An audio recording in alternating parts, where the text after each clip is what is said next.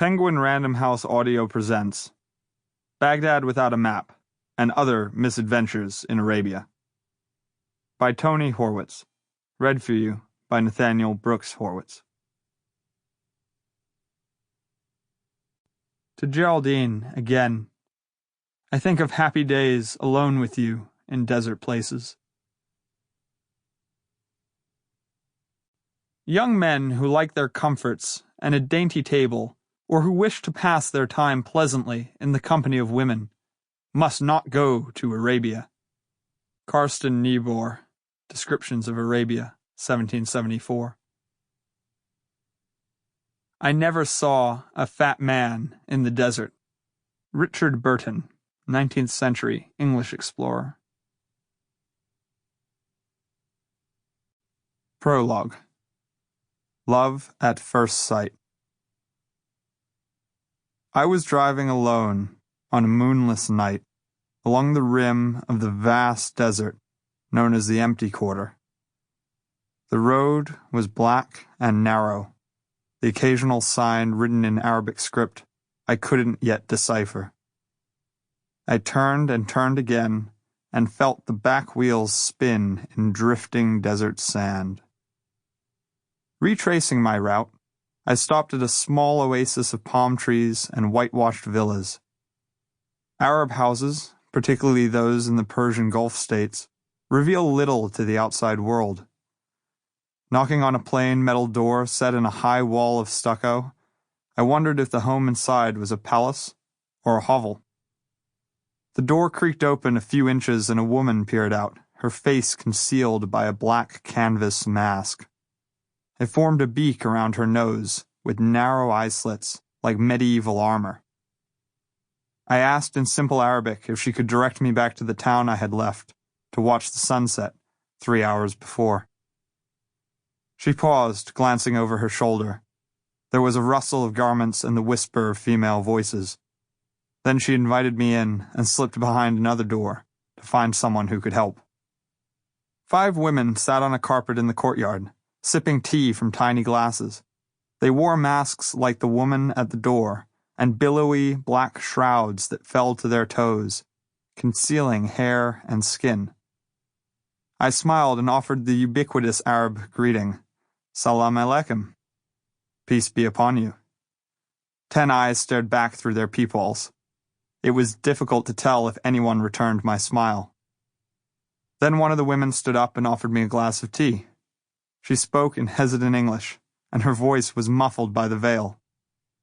I love you, she said. I looked down, embarrassed, and studied the red henna dye painted in swirls across the tops of her toes. Somehow saying, I love you too, to a Muslim woman in a face mask didn't seem appropriate. So I smiled and thanked her. We stood there, blue eyes to black eyes, until a man appeared at the edge of the courtyard. He wore a starched white robe and a white kerchief, folded like a fortune cookie, atop his head. I love you always, the woman said, retreating to the black-robed huddle on the carpet.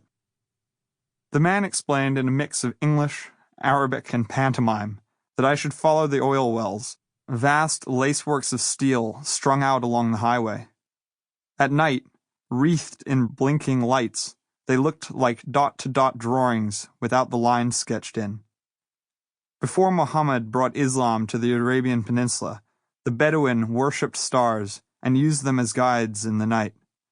These days, nomads navigated by a constellation of oil. The drive was long and dull, and I passed the time by replaying the courtyard scene in my head. I had noticed a satellite dish perched atop the villa. Perhaps the woman had been watching television. Wasn't I love you what men and women often said to each other in the West? I let my imagination drift out across the sand. Perhaps the women dreamed of strangers in the night, though probably not blonde men in khakis and sneakers, sputtering bad Arabic. Perhaps the women were concubines, held captive in a desert harem. It was the sort of thing that often happened in movies about Arabia. Most likely the meeting was meaningless, a linguistic impasse common to rookie correspondents.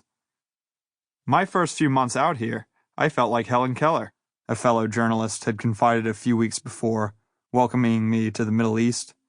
Blind, deaf, and also dumb, particularly dumb. He chuckled and took another swig of soapy Egyptian beer. But I've stopped worrying. Your average reader, even your average editor, can't tell if you know what you're writing about or not. So I shrugged off the strange encounter. Surely, as my Arabic and my understanding of Arab subtleties improved, I'd be able to make sense of such scenes, even use them as anecdotes in my feature stories. But strange things kept happening, and in the 2 years that followed, I often found myself in dimly lit hotel rooms or dusty airport lobbies, trying to fathom notes I had scribbled just hours before. What was I to make of the teenager in Gaza, his face wrapped in a black checkered keffiyeh, who guided me through streets smudged with burning tires, then paused to ask, "Mr. Tony, there is something I must know. Are you Portuguese?" Did he know somehow I was Jewish? What did this have to do with the Portuguese? Months later, I arrived by boat in Beirut, amid heavy artillery fire. A lone sentry patrolled the dock, and I assumed he would ask for my papers. "Visa? Who said anything about visa?" he said with a shrug. Gesturing toward the shell-pocked shore, he slung his weapon onto his shoulder and melted back into the gloom. Was this an invitation or a warning? On a later reporting trip to cover the funeral of Ayatollah Khomeini, I found myself stuck in Tehran traffic, beside a taxi driver who kept grabbing my thigh and shrieking, "America! Donkey! Torch!" He refused to accept a single rial for the hour-long ride. After a time, I contented myself with scribbling in my notebooks and filling the margins with question marks. Islamic society, like the homes I had passed that first night in the desert, didn't open easily to Westerners. To pretend that I understood all that I saw and heard was folly. But the mystery kept tugging, even after I left the Middle East. The margins were still filled with question marks. And some nights, when the rain raps hard against my window, I wander south to the empty quarter, to black masks and black eyes and red henna toes, and wonder why it was she loved me. Chapter 1. We Must Go to the East. Freelance. One of those military adventurers, often of knightly rank, who in the Middle Ages offered their services as mercenaries, or with a view to plunder, a condottiere, a free companion. Oxford English Dictionary. Some men follow their dreams, some their instincts, some the beat of a private drummer. I had a habit of following my wife. This wasn't a problem, except for the places she chose to go. First, frostbitten Cleveland, where she had a job and I didn't. Then Australia, her parents' home and 10,000 miles from mine. Now, after 3 years down under, Geraldine proposed that we move up over again, to Cairo. "It's 7 time zones closer to America," she said hopefully. Her newspaper office had just called to offer her the Middle East posting. "You like historical places," she added. "It's awfully old, Egypt." The thought of starting over again, in another strange country, alarmed me. In a month I would turn 29, an age at which most pharaohs were already drifting toward eternity in their barges of the night. Tut didn't even make it to 18. By then, he'd been ruler of Upper and Lower Egypt for 7 years. At 28, I was still struggling to rise from the ranks of cub reporter. I quit my job and traveled home to explore my journalistic prospects. They weren't very good. Several years of reporting on koala care at the Sydney Zoo and school board meetings in Fort Wayne, Indiana, hardly qualified me for a foreign correspondence job, writing about Abu Nidal or the finer points of OPEC negotiations. Working as a stringer was the best I could hope for. Stringer is a descriptive non-job title. It means you are paid piecework for occasional stories, usually when the regular correspondent is out of town or busy with a more important assignment.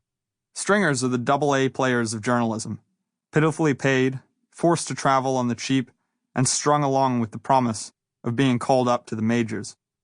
Most never make it. So I decided to take a job-hunting swing down the East Coast to make sure I wasn't missing a shot at big league journalism in America. "We need someone to cover education," and Sample complete. Ready to continue?